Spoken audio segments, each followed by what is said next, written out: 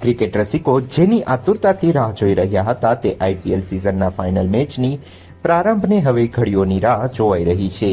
આથી ક્રિકેટ પ્રેમીઓમાં મોટો ઉત્સાહ જોવા મળી રહ્યો છે.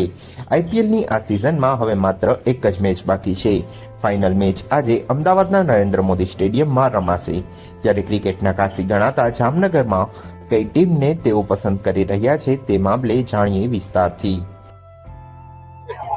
મારું નામ હર્ષ છે અને મને આઈપીએલમાં આરસીબીની ટીમ બહુ ગમે છે અને મને લાગે છે કે આરસીબી જ જીતશે અને મારો ફેવરેટ ટીમમાં પ્લેયર છે એ વિરાટ કોહલી છે. હા, એક મેચ જોઉં છું. મને પણ લાગે છે કે હું ક્રિકેટર મોટો થઈને ક્રિકેટર બનીશ અને મહેન્દ્રસિંહ એવું શીખવાડે છે કે એક જણા ક્રિકેટર બની જ જાય. આઈપીએલમાં આ એક એવો અવસર છે કે આ વખતે સિઝનને નવો ચેમ્પિયન મળશે, કારણ કે પંજાબ અને આરસીબી બંને પોતાના પ્રથમ આઈપીએલના ટાઇટલની રાહ જોઈ રહ્યા છે. પરંતુ ક્રિકેટના કાશીમાં આરસીબી બેંગ્લોર માટે સૌથી વધુ લોકચાહના દેખાઈ રહી છે અને આરસીબીની ટીમ જ જીતે તેવા યુવા ખેલાડીઓ દાવો કરી રહ્યા છે.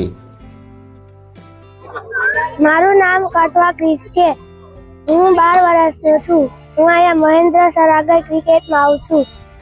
આઈપીએલમાં મારી ફેવરિટ ટીમ આરસીબી છે. આરસીબીમાં વિરાટ કોહલી ફેવરિટ છે.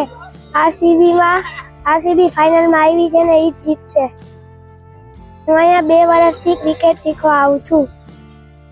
જામનગરના લાલ બંગલા પાસે આવેલ ક્રિકેટ બંગલો નામ અજીતસિંહજી પવેલિયન તરીકે ઓળખાય છે.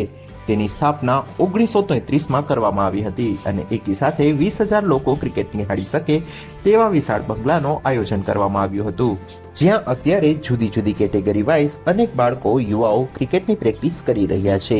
ક્રિકેટની દુનિયામાં ડંકો વગાડવાની નેમ સાથે યુવાઓ પ્રેક્ટિસ કરી રહ્યા છે. આ યુવા ખેલાડીઓ પોતે પણ આઈપીએલ રમવાનું સૌભાગ્ય ઈચ્છી રહ્યા હોવાનું જણાવી રહ્યા છે.